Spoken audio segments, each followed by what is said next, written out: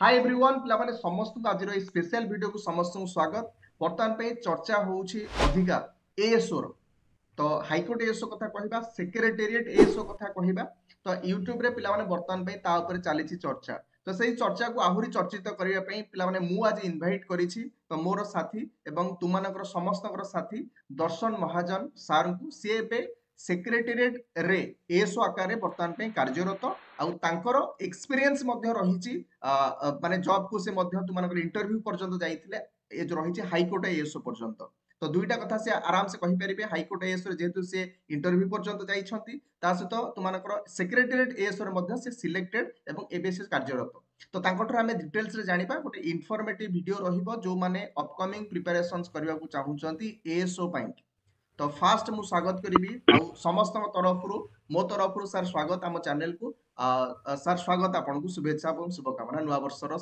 नुआ वर्ष नवा प्रति मध्य समस्त को जेटा शुणुचंती हमर नुआ छात्र छात्री माने जो माने प्रिपरेशन करूचंती सेमानक भी बहुत बहुत नुआ वर्षर शुभेच्छा शुभकामना आ आपन को मध्य बहुत बहुत धन्यवाद आपन मते इनवाइट करचंती आ मु एएसओ विषय रे कहिबा को चाहिबी सेक्रेटरीएट एएसओ हो कि हाईकोर्ट एएसओ एटा हमर सेक्रेटरीएट टा भुवनेश्वर आ हाईकोर्ट टा कटक रे तेणु एएसओ कहले हाईकोर्ट एएसओ कहले आपनकर पोस्टिंग कटक रे सेक्रेटरीएट एएसओ कहले आपनकर पोस्टिंग भुवनेश्वर रे ही हो ठीक एटा सर होचे धन्यवाद सर मु कहल सर एएसओ रो सर फुल फॉर्म टी कोन एटा होचे असिस्टेंट सेक्शन ऑफिसर अच्छा ए सर पचारिवार सर आज्ञा प्रश्न होउछि कि माने बहुत चर्चित सर कारण जो माने एएसओ सर जो लेवल टी रहउछि हमरो जति हमें कहिबा सर केते लेवल आछी सर लेवल 9 आसुचे एटा लेवल 9 रे आछी तो सेम सिमिलर लेवल रे सर आछुछि सीजीएल जो माने क्रैक करूछंती आज्ञा आज्ञा बीएड सर जो माने भी अछंती जो माने स्टेट बैंक बैंक रे सर जो माने भी अछंती तांकर लेवल पाखा पाखी सेम आछी किंतु फिर भी समस्त एएसओ रे जतले बाहरुछि वैकेंसी समस्तंकर नजर एएसओ पर सर काहे कि सर एमती सर एटा क्लियर करिया पूर्वरु मु कहिबी कि मु निजे सेंट्रल गवर्नमेंट रे थिली तापरे थर स्टेट गवर्नमेंट रो सीजीएल भी क्लियर करथिली आपनकर 2022 टार बाय केतरणु जे माने एक्सप्रेस करंतु कि न करंतु समस्तंकर मन भीतर गोटे आशा थाए आमे एएसओ हो सेक्रेटेरिएट हो कि हाईकोर्ट हो जेहेतु यार जॉब प्रोफाइल जॉब नेचर एटा पूरा डिफरेंट अन्य जॉब ठारू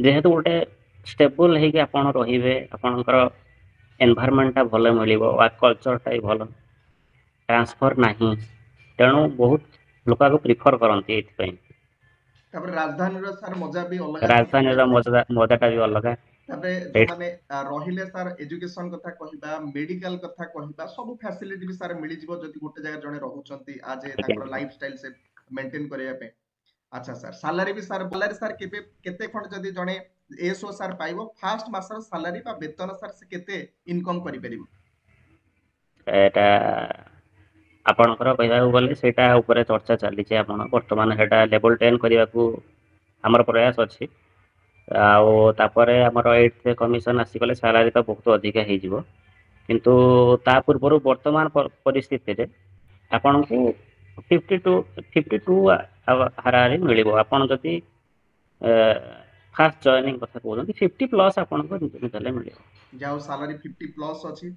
सर आमे तो वर्तमान पे जो खुशी मजार सर कथा कहिले कि 50,000 कथा सुनी कि समस्या खुशी जाउथिबे किंतु ता पछर सर जो रहिछि परिश्रम सर गोटे आया पिला सर एई जगह पहुंचिया पे आपण जगह रे पहुंचिया पे कि सर केते समय दबो आ केमिति सर को बाट दे कि गले ताको सुगम हबो से जगह रे पहुंचिया पे कि आपण मध्य सेई बाट दे जाइछन्ती आपण मध्य सेई असुविधार सम्मुखीन हेइथिबे ताको जदि आया हमें पिला माने पाखे रखिबा तो जो माने प्रिपरेशंस करिवे आ स्पेशली झियो मानकर गोटे आशा रहुची एसो हवा पई वर्तमान पई कि आउ पर्टिकुलरली जो पिला मानकर बैकग्राउंड रे आछन जहार एते स्ट्रांग बैकग्राउंड नाही से माने भी चाहुचंती सर तो तांको से माने सर केमति कोन प्रिपरेशंस करिवे मुख्य कथा कहबा को चाहिए मोर भी बैकग्राउंड बहुत खराब आपण भाबंतु मु जॉब करछि बोली आपण लागुथिबो वर्तमान ठीक ठाक अछि किंतु मोर बैकग्राउंड खराब सेमिति नहे जे गोटे खराब बैकग्राउंड रो आसी कि ଜଣେ କ୍ରାକ୍ କରିପାରିବନି, ସେଇଟା ନିଜ ଉପରେ ମାନେ କନଫିଡେନ୍ସ ଖରାପ ଉପରେ ବ୍ୟାକଗ୍ରାଉଣ୍ଡ ରେ ସାର୍ କଥା କହୁଛନ୍ତି, ଲୋ ଆମେ କହିବା ଇନକମ୍ ଯୋଉ ରହୁଛି ଆମର। ଇକୋନୋମିକ କଣ୍ଡିସନ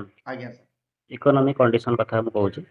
ଏବେ ଦ୍ୱିତୀୟ କଥା ହେଉଛି ଆପଣଙ୍କର ଆପଣ ଝିଅ ମାନେ ଯୋଉମାନେ ଇଣ୍ଟରେଷ୍ଟେଡ, ଝିଅ ମାନଙ୍କ ପାଇଁ ଏଇଟା ବେଷ୍ଟ ଜବ୍। ମାନେ ଦେଖିବାକୁ ଗଲେ ବାହାର ଅନ୍ୟ ଟ୍ରାନ୍ସଫରେବଲ ଜବ୍ ଅପେକ୍ଷା ଏଇଟା ଗୋଟିଏ ଜାଗାରେ ଆପଣ ସ୍ଥିର ହୋଇ ରହିବେ, ଏତେ ହେକ୍ଟିକ ନୁହେଁ ବି ୱାର୍କ ଲାଇଫଟା। ସେମାନେ ବହୁତ ସବୁଆଡୁ ମ୍ୟାନେଜ କରିପାରିବେ, ନିଜର ଫ୍ୟାମିଲି ସବୁ ଦେଖିପାରିବେ। ତୃତୀୟ କଥା ହେଲା କେମିତି ପ୍ରିପାରେସନଟା କରିବେ। ଆଉ ଆପଣ, ମୁଁ ଜବରେ ଥିଲି ସେତେବେଳେ ବି ପ୍ରିପାରେସନ କରୁଥିଲି, ଜବରେ ନ ରହିକି ବି ପ୍ରିପାରେସନ କରିଛି। ତେଣୁ ପ୍ରିପାରେସନ କରିବାକୁ ହେଲେ ପୁରା ଡେଡିକେସନ ଆପଣଙ୍କୁ ପୁରା ଦେବାକୁ ପଡ଼ିବ, ପରିଶ୍ରମ ନିଜେ ଆପଣ ସେଲ୍ଫ ଷ୍ଟଡି କରିବାକୁ ପଡ଼ିବ। ଯଦି ତା ସହିତ ପ୍ରପର ଗାଇଡାନ୍ସ ବି ମିଳୁଛି, ସେଇଟାକୁ ଆପଣଙ୍କୁ ଲାଭ ଉଠେଇବା ଦରକାର। ଯୋଉ ସେଲ୍ଫ ଷ୍ଟଡିଟା ପ୍ଲସ୍ ଗାଇଡାନ୍ସ, ମୋର ସେଲ୍ଫ ଷ୍ଟଡି ହିଁ ଥିଲା, ଗାଇଡାନ୍ସ ଯେହେତୁ ମୋ ପାଖରେ ଅଭାବ ଥିଲା, ତେଣୁ ମୋତେ ଟିକେ ଏକ୍ସଟ୍ରା ଏଫର୍ଟ ଦେବାକୁ ପଡ଼ିଲା। ଯଦି ଆପଣଙ୍କୁ ଗାଇଡାନ୍ସଟା ପ୍ରପର ଗାଇଡାନ୍ସ ମିଳୁଛି, ତେଣୁ ଆପଣ ତାର ଫାଇଦା ଉଠାନ୍ତୁ। ଆଉ ଗାଇଡାନ୍ସ ମିଳିଲେ ଆପଣଙ୍କ ବାଟଟା ଇଜି ହେଇଯିବ। ଯଦି ପ୍ରପର ଗୋଟେ ମେଣ୍ଟର ଆପଣଙ୍କୁ ହେଲ୍ପ କରୁଛନ୍ତି, ଆପଣଙ୍କୁ ଗାଇଡାନ୍ସ ମିଳିଲେ ଆପଣଙ୍କ ମାନେ ବାଟଟା ଇଜି ହେଇଯିବ। ସୁଗମ ହେଇଯିବ ସାର୍, ଜଲ୍ଦି ପାଇବା ପାଇଁ ସୁବିଧା ମିଳିବ। ସେଥିପାଇଁ ଗାଇଡାନ୍ସ କହିପାରିବା, ଗୁରୁ କହିପାରିବା। ଯଦି ସାର୍ ବୁକ୍ସ ଯଦି ଆମେ କହିବା ପର୍ଟିକୁଲାର ସାର୍ ଓଡ଼ିଆ କଥା କହିବା, ଇଂଲିଶ କଥା କହିବା, ମ୍ୟାଥ ଯୋଉ ରହିଛି କାଲକୁଲେସନ୍ସ ପାର୍ଟ କହିବା, ତ ଆମେ ଏବେ ଯଦି ଜଣେ ପ୍ରିପାରେସନ୍ସ କରିବା ମୂଳ ଷ୍ଟାର୍ଟିଂରୁ ସାର୍, କିଛି ବହି ତାଙ୍କର ଦରକାର, ଯୋଉ ବହି ଗୁଡାକ ତାଙ୍କୁ ଫ୍ରୁଟଫୁଲ ହବ, ଫଳପ୍ରଦ ହବ, ତାଙ୍କ ପାଖରେ ଏଇ ଜିନିଷ ଗୁଡାକ କ୍ୱେଶ୍ଚିନ୍ସ ଗୁଡାକ ଲେବୁଲ। ଆଉ ସାର୍ କଣ କରିବାକୁ ପଡିବ? ଖାଲି ଥିଓରି ପଢିବେ ନା ପ୍ରାକ୍ଟିସ କରିବେ ସାର୍? ଆପଣ ଏକ୍ଜାମ କଥା କହିଲେ, ସେଟା ଆପଣଙ୍କୁ ବର୍ତ୍ତମାନର ଏକ୍ଜାମ ପ୍ୟାଟର୍ନ ପ୍ରାୟ ସମସ୍ତଙ୍କର ସେମ୍ ଅଛି। ଲେବୁଲ 9 ଟୁ ଆପଣଙ୍କର ଯେତକ ହେଉଛି ବର୍ତ୍ତମାନ, ପୂର୍ବ ଆମର ସିଲାବସ୍ ଓ OPSC ର ସିଲାବସ୍ ଅନୁଯାୟୀ ଯାହା ସିଲାବସ୍ ଅଛି, ତାର ଆପଣ ଯେମିତି ନର୍ମାଲ ମ୍ୟାଥମେଟିକ୍ସ ଯେମିତି ପ୍ରିପେୟାର ହେଉଛନ୍ତି କରିବେ, କିନ୍ତୁ ଅନ୍ୟ ସବଜେକ୍ଟ କଥା ବି ମୁଁ ତାରି ଭିତରେ କହିଦେଉଛି। କିନ୍ତୁ ତା ଭିତରେ ମେନ୍ କଥାଟି ହେଲା ଆପଣ କୋଶ୍ଚିନ୍ ହିଁ ପ୍ରବଳ ବହୁତ ପ୍ରାକ୍ଟିସ କରିବେ। 1000, 2000, 5000 ଯେତେ ଆପଣଙ୍କୁ କୋଶ୍ଚିନ୍ ମିଳୁଛି, ଆପଣ ପ୍ରାକ୍ଟିସ ହିଁ କରିବେ। ପ୍ରାକ୍ଟିସଟା ହେଉଛି ପର୍ଟିକୁଲାରଲି ମେନ୍ ସାର୍ ଜିନିଷ। କୋଉଟା କରିବେ? ପର୍ଟିକୁଲାରଲି ମ୍ୟାଥ ସେକ୍ସନ୍ସ କରିବା ନା କ୍ୱେଶ୍ଚିନ୍ ଆପଣ ଇଂଲିଶ ସେକ୍ସନ? କାହିଁକିନା ବର୍ତ୍ତମାନ ଜିଏସ୍ ରେ ସାର୍ ତ ପର୍ଟିକୁଲାରଲି ଆମେ କହିପାରିବାନି, କ୍ୱେଶ୍ଚିନ୍ ସାର୍ ଭେରାଇଟି ଚେଞ୍ଜ ହେଇପାରେ, କିନ୍ତୁ ମ୍ୟାଥ ରିଜନିଂ ଆଉ ଇଂଲିଶ ବେସିକ୍ ସାର୍ ସେମ୍ ପ୍ରାୟତଃ ସବୁବେଳେ ଆମେ ଯଦି କହିବା ଆଜ୍ଞା, ସାର୍।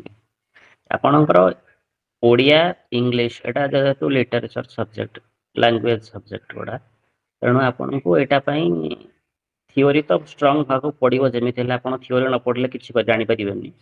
ଥିଓରି ପଢ଼ିବେ, ତା ସହିତ କ୍ୱେଶ୍ଚିନ୍ ପ୍ରାକ୍ଟିସ କରିବେ। ଏଇଟା ତ ବେସିକାଲି ଆପଣ କରିପାରିବେ। ତାପରେ ବହି ଓଡ଼ିଆ ବହି ପାଇଁ ଆପଣ, ବହି ସାର୍ ବୁକ୍ ସାର୍ ନା ଗୋଟେ ସାର୍ ନିଅନ୍ତୁ ଯୋଉଟା ଆଜ୍ଞା କହିବେ। ସାର୍, ଓଡ଼ିଆ ପାଇଁ ମୁଁ ତ ବେସିକାଲି ହିଁ କେବଳ ସାରସ୍ୱତ ହିଁ ମୋ ପାଖରେ ଥିଲା। ଆଉ ତା ସହ ମୁଁ ବାହାରୁ କୋଶ୍ଚିନ୍ ବହୁତ ପ୍ରାକ୍ଟିସ କରୁଥିଲି, ଅନ୍ୟ ଚ୍ୟାନେଲ ମାନଙ୍କର ବହି ମାନଙ୍କର ଯେତେ କୋଶ୍ଚିନ୍ ଆଭେଲେବୁଲ ହଉଥିଲା, ପ୍ରିଭିୟସ୍ ଇୟର କୋଶ୍ଚିନ୍ ହଉ କି ଯାହା ହଉ, ଯେତେ ପ୍ରକାର କୋଶ୍ଚିନ୍ ହେଇପାରିବ ସେଇଟା ପ୍ରାକ୍ଟିସ କରନ୍ତୁ। ଇଂଲିଶ ପାଇଁ ଆପଣ ନର୍ମାଲ ଯେମିତି କମ୍ପିଟେଟିଭ ଏକ୍ଜାମ ପାଇଁ ପ୍ରିପେୟାର ହେଉଛନ୍ତି, ଏମିତି ତା ପାଇଁ ସ୍ପେସିଫିକ୍ ନାହିଁ। ଆପଣ ଯେମିତି ଅଛି, ଯୋଉ ବହି ଆଭେଲେବୁଲ ଅଛି ମାର୍କେଟରେ, ସବୁ ତାକୁ ଫଲୋ କରିପାରିବେ। ଆଉ ଠିକ୍ ମ୍ୟାଥମେଟିକ୍ସ ପାଇଁ ବି ଜେନେରାଲି ଆପଣ ମ୍ୟାଥମେଟିକ୍ସ ରିଜନିଂ ପାଇଁ ଜେନେରାଲି ଫଲୋ କରିପାରିବେ। ପ୍ରିଭିୟସ୍ କୋଶ୍ଚିନ୍ ଦେଖିକି ହିଁ ଆପଣ ଫଲୋ କରନ୍ତୁ। ଆଉ ସିଲାବସକୁ ଷ୍ଟିକ୍ ହେଇ ରହିବେ। ଆପଣ ଯେତିକି ସିଲାବସ୍ ସେଇ ଅନୁଯାୟୀ ପଢ଼ନ୍ତୁ, ସିଲାବସ୍ ବାହାରୁ କିଛି ବି ଆସୁନି। ତାପରେ ଜିଏସ୍ କଥା କହିବାକୁ ଗଲେ, ଜିଏସ୍ ତ ପୁରା ଭାଷ୍ଟ। ଆପଣ ତା ପାଇଁ କିଛି ଯେତେ ଭିତରକୁ ଯିବେ ସେତେ ଆପଣ ବୁଡ଼ି ବୁଡ଼ି ଯିବେ। ତେଣୁ ହଁ ସାର୍। ଆପଣ ତାକୁ ବି ଫୋକସ୍ କରନ୍ତୁ ଏଥର, ଯେହେତୁ ସେକ୍ସନାଲ ଲାଗିଥିଲା ଆପଣ ସେକ୍ରେଟାରିଏଟ୍ ଏସୋରେ, ତେଣୁ ଆପଣଙ୍କୁ ତା ପାଇଁ ବହୁତ ପରିଶ୍ରମ କରିବାକୁ ପଡ଼ିବ। ସାର୍ ବହୁତ। ସାର୍ ଆଜ୍ଞା, ଗୋଟିଏ କଥା ଏଠି ମୁଁ ପଚାରିଦେବି ସାର୍, ଜଣେ ଯଦି ପାଖାପାଖି ସିମିଲାର ସିଲାବସ୍ ରହୁଛି, ହାଇକୋର୍ଟ ଏସୁ କଥା କହିବା, ତା ସହିତ ଆମର ସେକ୍ରେଟାରିଏଟ୍ ଏସୁ, ତ ଦିଟାକୁ sir at a time balance କରି ତ ପଢିଲେ ଆରାମସେ ଦୁଇଟା ଜବ୍ ପାଇଁ ଆରାମସେ ନିଶ୍ଚିତ ନିଶ୍ଚିତ। ପ୍ରିପାରେସନ୍ସ କରିପାରିବେ।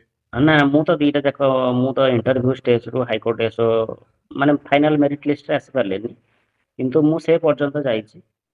ସେମିତି ଦେଖିବାକୁ ଗଲେ କିଛି ମାନେ ପୁରା ଆପଣ ଚାହିଁଲେ ଚେଷ୍ଟା କଲେ ଆପଣ ଦିଟା ଯାକ କ୍ଲିୟର କରିପାରିବେ। ଆଉ ଜିଏସ୍ ଆଜ୍ଞା, କଥା ସାର୍, ଜିଏସ୍ ଯେହେତୁ ବହୁତ ହି ଭାଷ୍ଟ, ତ ଯେତେ ଚେଷ୍ଟା କରିବେ ଯେତେ ସୋର୍ସରୁ ପାରିବେ ସେତେ ତାଙ୍କର ଆପଣ, ନିଜକୁ ଷ୍ଟ୍ରଙ୍ଗ ହଁ, କରିବେ। ଆପଣ ତରୁଣ ଗୋଏଲ ହଉ, ଲୁସେଣ୍ଟ ହଉ, କି ଆପଣଙ୍କର କରେଣ୍ଟ ଆଫେୟାର ଯୋଉଟା ଆମର ବେସିକ୍ ବହି ମିଳୁଛି, ସେଟାକୁ ବି ଫଲୋ କରିକି ଆପଣ କରିପାରିବେ। ତେଣୁ ଆପଣ ଯେତେ ଭିତରକୁ ଯିବେ ସେତେ ଭିତରକୁ ସେଟା ଯିବ। ତା ପାଇଁ ମୁଁ ମାନେ ବିଶେଷ କିଛି କହିପାରୁନି, ସେଟା ଆପଣଙ୍କ ଉପରେ ନିର୍ଭର ଡିପେଣ୍ଡ କରେ। କରେ ସାର୍ ଅଛି ଅଫିସ କଲଚର ସାର୍ କେମିତି କଣ ଅଛି? ଯେହେତୁ ଓଡ଼ିଶାର ଯେତେ ଯାକ ଆପଣଙ୍କର ସବୁ କାମ ଯାକ ସେଣ୍ଟର କହିଲେ ଆମର ସେକ୍ରେଟାରିଏଟକୁ ବୁଝାଉଛି। ତେଣୁ ଆପଣଙ୍କ ଥ୍ରୁରୁ ହିଁ ସବୁ ଆପଣ ହିଁ ସବୁ ଷ୍ଟାର୍ଟ କରିବେ। ଯେହେତୁ ଆପଣ ଆସିଷ୍ଟାଣ୍ଟ ସେକ୍ସନ ଅଫିସର, ଯେତେ ଆପଣଙ୍କର କାମ ଆରମ୍ଭ ହେଉଛି କେବଳ ଏଏସଓ ହିଁ ଆରମ୍ଭ କରୁଛି ତାକୁ। ତାପରେ ଆପଣଙ୍କର ଏଠି ଆପଣଙ୍କୁ ଯେତେ ସେକ୍ରେଟାରୀ ଅଛନ୍ତି ଆଉ ବଡ଼ ବଡ଼ ଅଫିସର ଏଇଠିକି ହିଁ ଆସୁଛନ୍ତି। ତେଣୁ ଆପଣଙ୍କର ଆପଣଙ୍କୁ ଗୋଟେ ଚାନ୍ସ ମିଳିବ କି ବଡ଼ ବଡ଼ ଲୋକଙ୍କ ସହିତ ଭେଟ ହେବାର। ମନ୍ତ୍ରୀମାନେ ବି ଏଠିକି ଆସୁଛନ୍ତି, ଆପଣଙ୍କୁ ସେମାନଙ୍କ ସହିତ ବି ଆପଣଙ୍କ ଡିପାର୍ଟମେଣ୍ଟ ଯେଉଁ ଡିପାର୍ଟମେଣ୍ଟ ମିଳିବ ସେଇଟା ବି ଆପଣଙ୍କୁ ହେଇପାରିବ। ତେଣୁ ୱାର୍କ ଲାଇଫ୍ ଦେଖିବାକୁ ଗଲେ ବହୁତ ବଢ଼ିଆ। ଆଉ ସାଟିସ୍ଫ୍ୟାକ୍ସନ ଲେଭେଲ ସାର୍ 100% ରହିବ। ଆପଣ କହିବାକୁ ସେଇଟା ଚାହୁଁଛନ୍ତି ନିଜର ଆଜ୍ଞା ଆଜ୍ଞା ଯୋଉ ସ୍ୱପ୍ନ ରହିଛି କି ଗୋଟେ ଜାଗାରେ ଆମେ ସମସ୍ତଙ୍କୁ ଯୋଉଟାକ ଭିଜୁଆଲାଇଜ କରୁଛେ ଟିଭି ମାନେ ଗୋଟେ ଯୋଉଟାକ ରିଲ ଲାଇଫ ରେ ଦେଖୁଛେ ସେଠି ରିଅଲ ହିସାବରେ ଆମେ ତାକୁ ଫିଲ୍ କରିପାରିବା ସାର୍। ହଁ। ହଁ ସାର୍, ଆମେ ସାର୍ ଆଗକୁ ଯିବା ସାର୍ ପ୍ରମୋସ ଡିପାର୍ଟମେଣ୍ଟ। ଆପଣ ସାର୍ କୋଉ ଡିପାର୍ଟମେଣ୍ଟରେ ଅଛନ୍ତି? ମୋର ଫିସରୀ ଡିପାର୍ଟମେଣ୍ଟ। କଣ ମୋଟିଭେସନ ଦେବେ? କାରଣ ଆପଣ ପୁରା ମୂଳ ଲେଭେଲରୁ ଯାଇଛନ୍ତି, ଆପଣ ଜାଣିଛନ୍ତି ଆପଣ ଫାଷ୍ଟ ଆପଣଙ୍କର ଯୋଉ ଓଡିଶା ଗଭର୍ଣମେଣ୍ଟ ଜବ ଆପଣଙ୍କର, ତାପରେ ଆପଣ ସେଣ୍ଟ୍ରାଲ ଗଭର୍ଣମେଣ୍ଟ ଜବ ଆପଣଙ୍କର ସିଏଚଏସଏଲ କ୍ଲିୟର ଆପଣ କରିଥିଲେ, ପୁଣି ଓଡିଶାର ସିଜିଏଲ କ୍ଲିୟର କରିଛନ୍ତି, ପୁଣି ଏଏସଓ 2ଟା କ୍ଲିୟର କରିଛନ୍ତି। ତାହେଲେ କଣ ସାର୍ ଆପଣ ପିଲାମାନଙ୍କୁ ମୋଟିଭେଟ କରାଇବେ ଯୋଉଟା ମୁଖ୍ୟ ଜିନିଷ ପିଲାମାନଙ୍କର ଦରକାର ଏବେ ସେ କରିବେ? ମୁଖ୍ୟ ଜିନିଷ ହେଉଛି ଆପଣଙ୍କର ପରିଶ୍ରମ, ନିଜ ଉପରେ ବିଶ୍ୱାସ, ଆଉ ଆପଣଙ୍କର ଅଭ୍ୟାସ। ଯେତେ ଆପଣଙ୍କ ପ୍ରାକ୍ଟିସ କରିବେ, ଯେତେ ଆପଣ ଭଲ ପ୍ରପର ଗାଇଡାନ୍ସ ନେଇ ପ୍ରାକ୍ଟିସ କରିବେ, ଆଉ ଆପଣଙ୍କର ଉପରେ ନିଜ ଉପରେ ବିଶ୍ୱାସ ରଖିବେ, ଆଉ ନେଗେଟିଭିଟି ଠାରୁ ନିଜକୁ ଦୂରେଇ ରଖିବେ, ସେତେ ଆପଣ ଆଗକୁ ଯାଇପାରିବେ।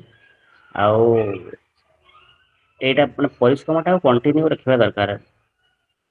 କଣ୍ଟିନ୍ୟୁ ମାନେ ମନ ହେଲେ ଆଜି ଛାଡ଼ିଦେବି କାଲି କରିବି ଏମିତି ନାହିଁ। ଆପଣ ପୁରା କଣ୍ଟିନ୍ୟୁସ୍ ପରିଶ୍ରମ କରନ୍ତୁ, ଫଳଟା ଦିନେ ନା ଦିନେ ନିଶ୍ଚିତ ରୂପେ ମିଳିବ।